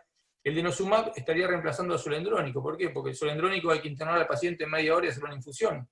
El denosumab se puede hacer en la casa del paciente, una enfermera se lo puede aplicar. Y pasar a análogos trimestrales o semestrales en lo posible para disminuir las visitas hospitalarias. Bueno, teniendo en cuenta todas estas cosas, estamos en condiciones de elegir la primera línea de tratamiento para el paciente metastásico resistente a la castración.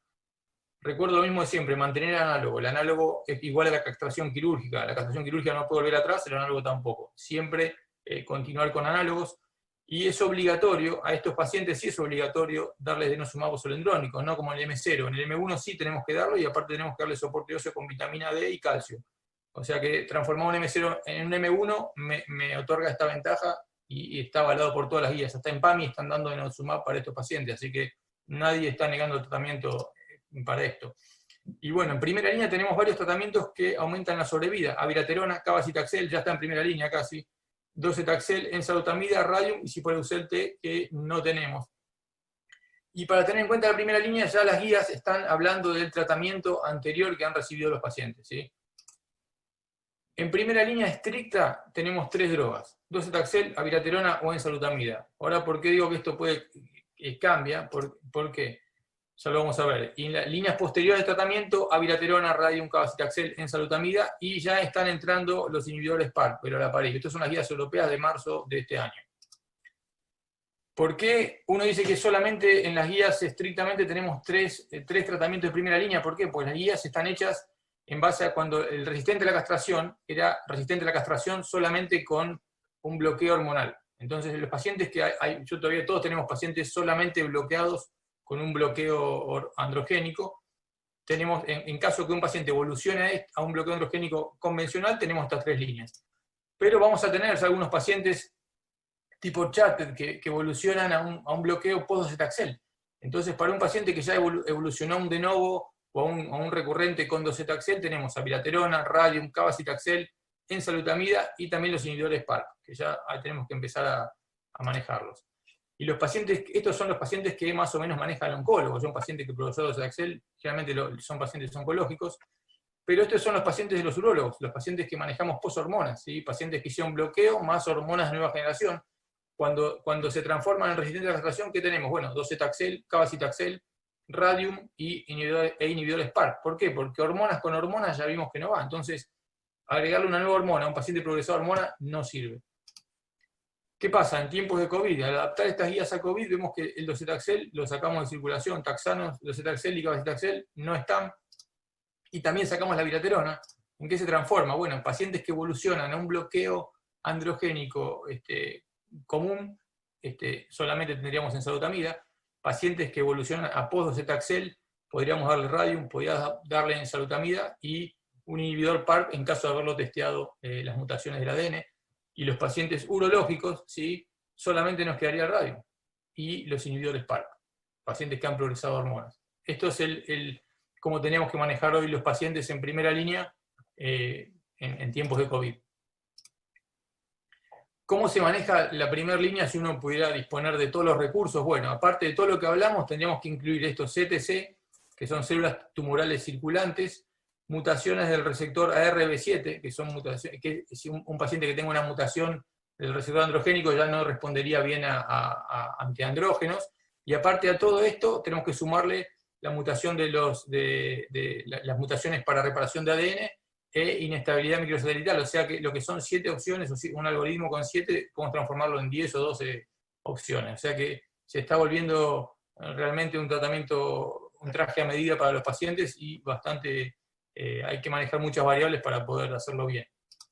Y en segunda línea quedarían estos tratamientos en función de la primera. Bueno, ya terminamos y bueno, mencionar nomás lo que se viene. Esto es un trial con lutecio. Tenemos lutecio, tenemos muchos más tratamientos que van a entrar por la puerta de atrás, así como fueron entrando todos por la puerta de atrás, post-docetaxel, entró la ensalutamida, entró la viraterona, entró el cabazitaxel, ahora está entrando el olaparib. Bueno, van a entrar algunos más tratamientos por la puerta de atrás y vamos a tener que manejarlos. Bueno, muchas gracias y bueno, vuelvo a agradecerle a todos los que molesté con mi charla. Muchas gracias, Diego.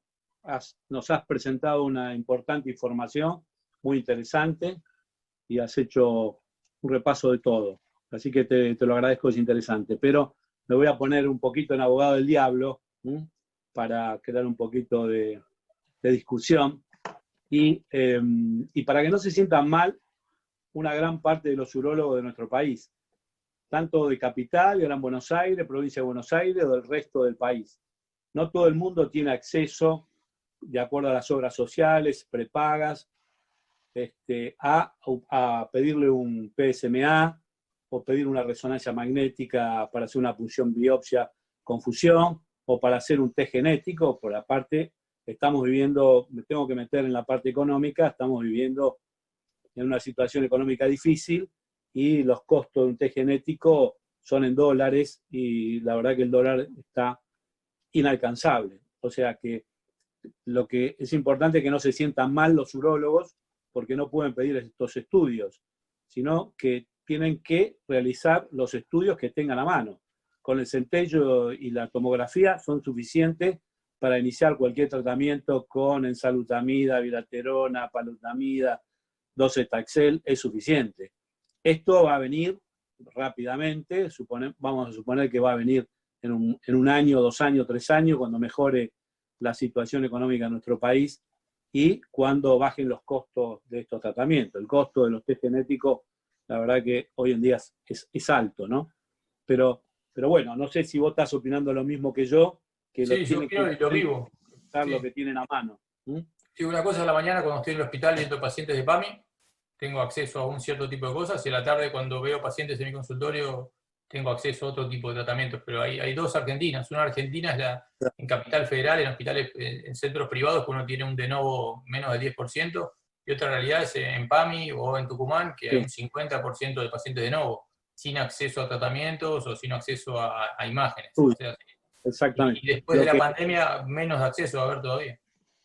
Lo que mostró Palazzo es muy interesante de los porcentajes que mostró. No pasa por ahí en Tucumán, ciudad, capital, o Mendoza, Córdoba, Rosario o Buenos Aires, pero en ciertas partes de nuestro país se hace muy difícil tanto el diagnóstico como el tratamiento de los pacientes, ¿no? A veces tenemos que estar luchando permanentemente con los auditores, ¿no? Pero bueno, ahí es interesante lo del Radium 223, que se nos abre otro tratamiento interesante para este momento especialmente, que puede reemplazar perfectamente al docetaxel, de la abiraterona, como tratamiento, y también en pacientes con alteración de la reparación del ADN. También ahí se puede usar Radium 223.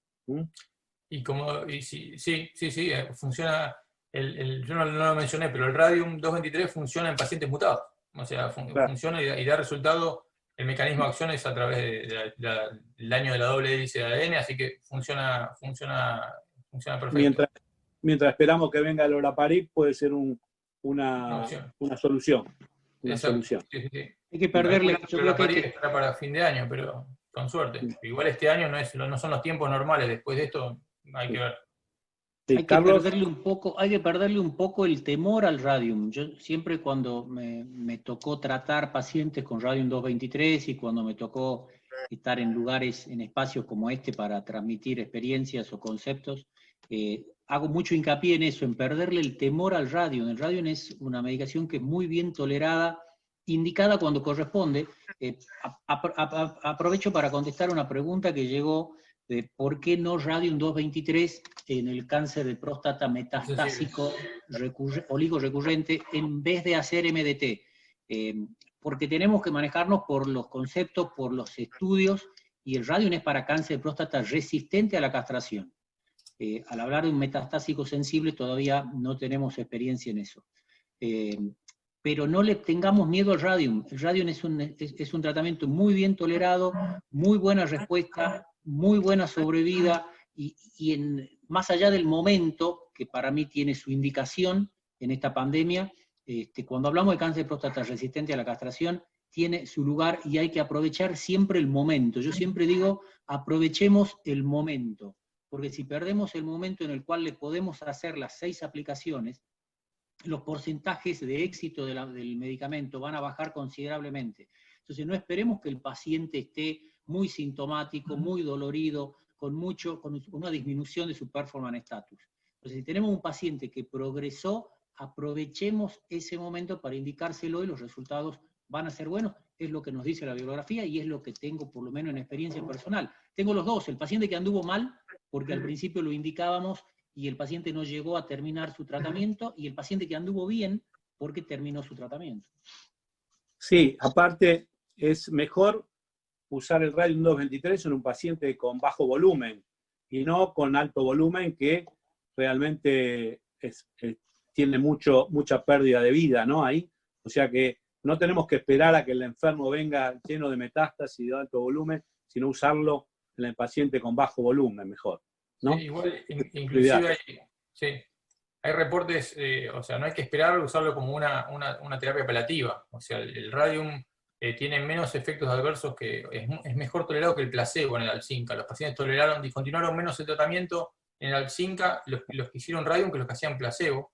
Está bien tolerado, impacta en sobrevida global, y bueno, es una opción más. Es igual que darle abiraterona o enzalutamida o docetaxel. Impacta en sobrevida, gana sobrevida global, y estamos alejando al paciente del hospital en tiempo de COVID. O sea que es una opción para manejar, y la puede manejar el urólogo tranquilamente. Claro. No tener alternativa a docetaxel, podemos manejar a los pacientes con Radium tranquilamente. Sí, es menos peligroso hacerse una aplicación cada 28 días que ir al supermercado toda la semana, ¿no? Porque donde se hace la inyección del Radium está mucho más protegido que ir a un supermercado o a una farmacia o a ir al banco a retirar dinero. Es mucho menos peligroso. Y se puede hacer fuera del medio hospitalario, sí. Claro, es válido para tener en cuenta. No así la radioterapia, ¿no, Carlos? En el Tucumán están haciendo radioterapia exclusivamente en casos muy puntuales, ¿no? Tu hermano, que es radioterapeuta. Sí, el servicio de radioterapia, el Instituto de Radioterapia se está manejando con mucha cautela, tomando todas las precauciones para los pacientes que necesitan hacerlo.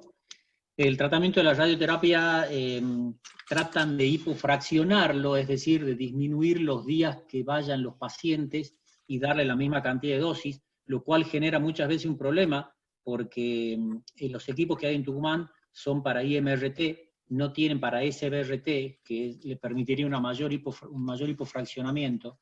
Entonces es mucho mayor el número de pacientes que cancelaron sus tratamientos para evitar exponerlos al contacto. Los pacientes que necesitaban realizar un tratamiento, muchos de ellos se habló con los urólogos y se inició un tratamiento con análogos para mantenerlos tratados previo a la radioterapia, y sí están haciendo cuando se necesitan por urgencia, ya sea por sangrados, por ejemplo, por dolores óseos.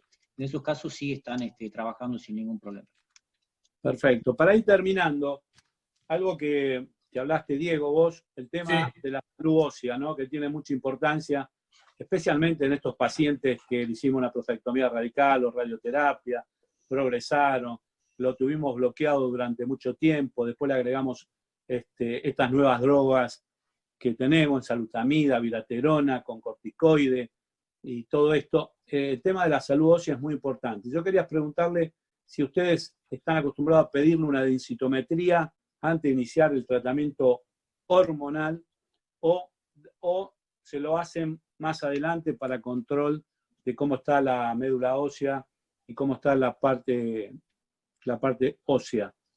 Quería preguntarle, aparte de darle calcio y vitamina D, o decirle que tomen 15 minutos de sol del torso, ¿qué hacen con la densitometría? Es un ejercicio para los urólogos que no estamos acostumbrados, pero es fácil hacerlo. Cuando uno diagnostica un cáncer de próstata, le pide un centello óseo, una tomografía. Bueno, es una receta más, una densitometría ósea. Al inicio del tratamiento, los pacientes que van a bloqueo hormonal, al día 1, cuando lo estoy estadificando, le pido también una densitometría ósea, si es metastásico. Y tengo el estatus óseo. Si es un paciente que no tiene osteopenia, no tiene osteoporosis, es muy raro que nos aprueben soporte óseo.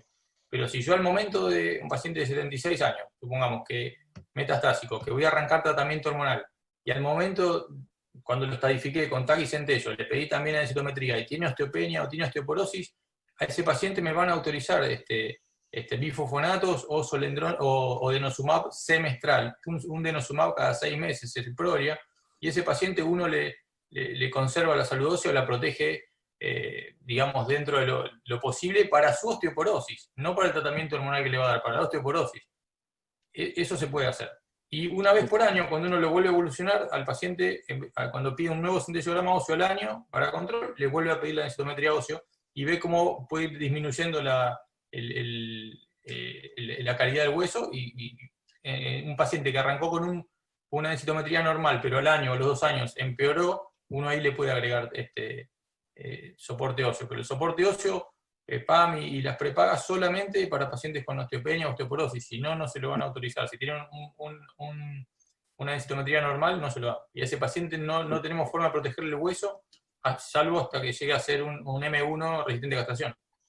Sí, por eso estos pacientes hay que controlarlo, especialmente los pacientes que llevan mucho tiempo de tratamiento, con densitometría por lo menos una vez por año, y ver si tienen osteoporosis o no, y ver cómo está, para darle protección ósea. Y de la protección ósea, la verdad que hay que usar denosumab, que es mucho más sencillo la aplicación, no nos bloquea un consultorio durante media hora, que hay que hacer hidratación. Yo usé mucho el ácido zoledrónico cuando salió, cuando no teníamos denosumab, pero dejé de usar el ácido zoledrónico para usar denosumab. Denosumab y aparte es mucho más potente, mucho mejor que el ácido zoledrónico, ¿no? Así que eso es lo ideal. Ya estamos, la verdad que en horario. No sé si Claudio, Coren o la FOS quieren hacer alguna pregunta.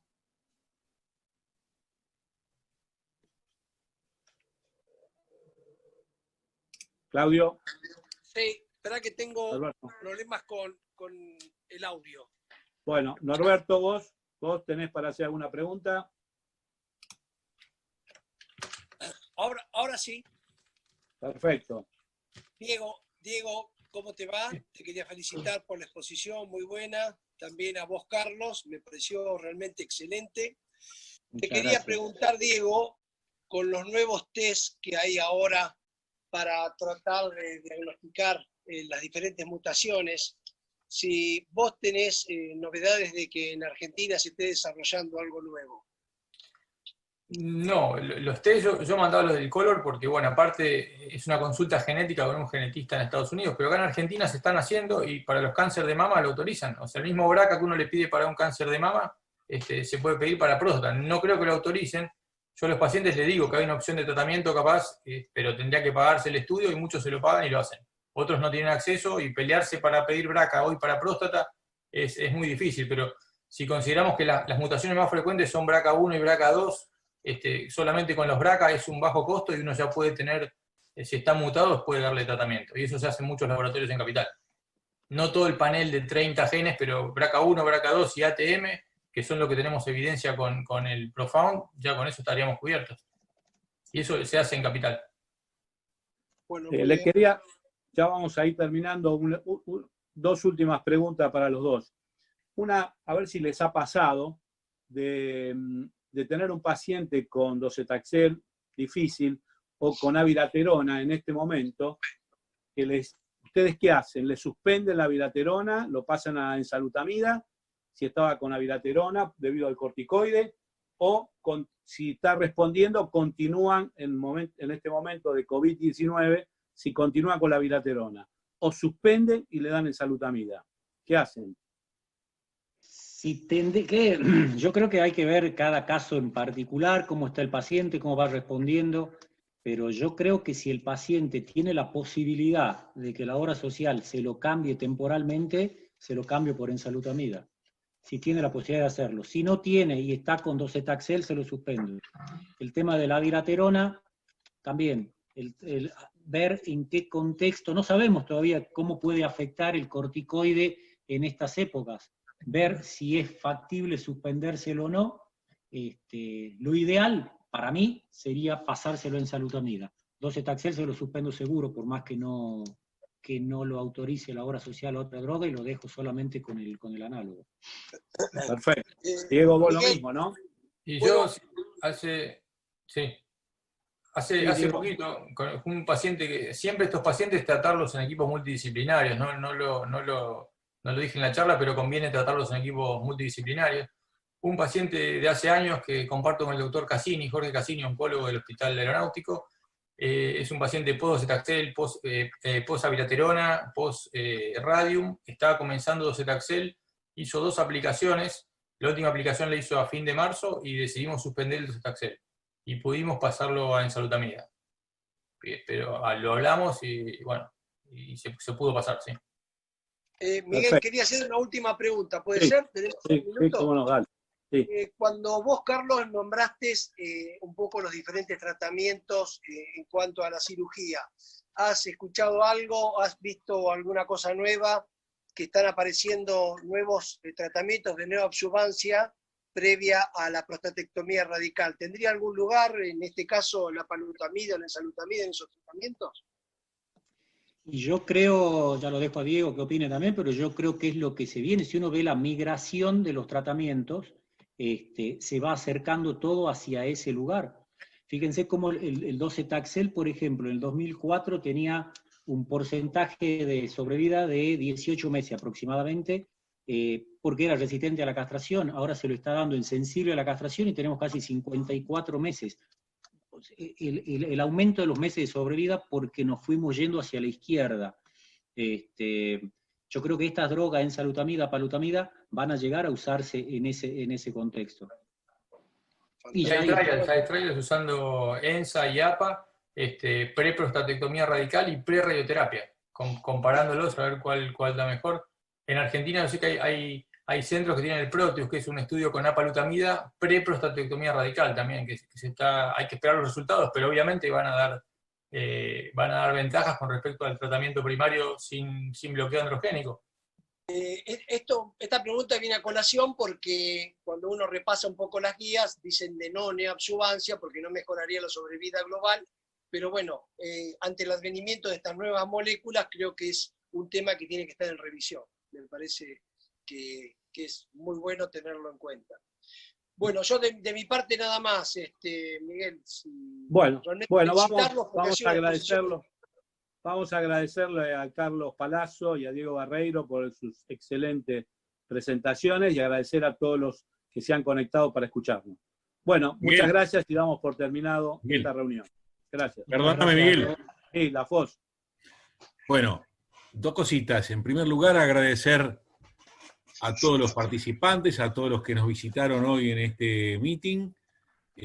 Darle las gracias a Alejandro Grosso por su estimable colaboración, agradecer a la gente de Bayer por el sponsoreo y recordarles a todos que el próximo jueves 28 de este mes de mayo va a ser la primera reunión científica de nuestra sociedad en el corriente año, en el transcurso de la pandemia de 2019, que nos encontrará por primera vez en una reunión científica por vía web.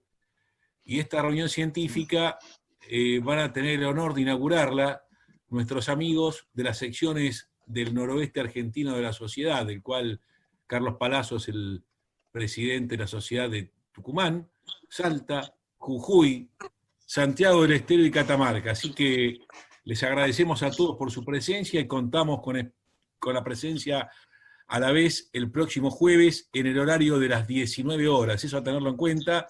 En esta época de COVID vamos a comenzar las reuniones científicas a las 19 horas. Gracias a todos, buenas noches y hasta la semana que viene.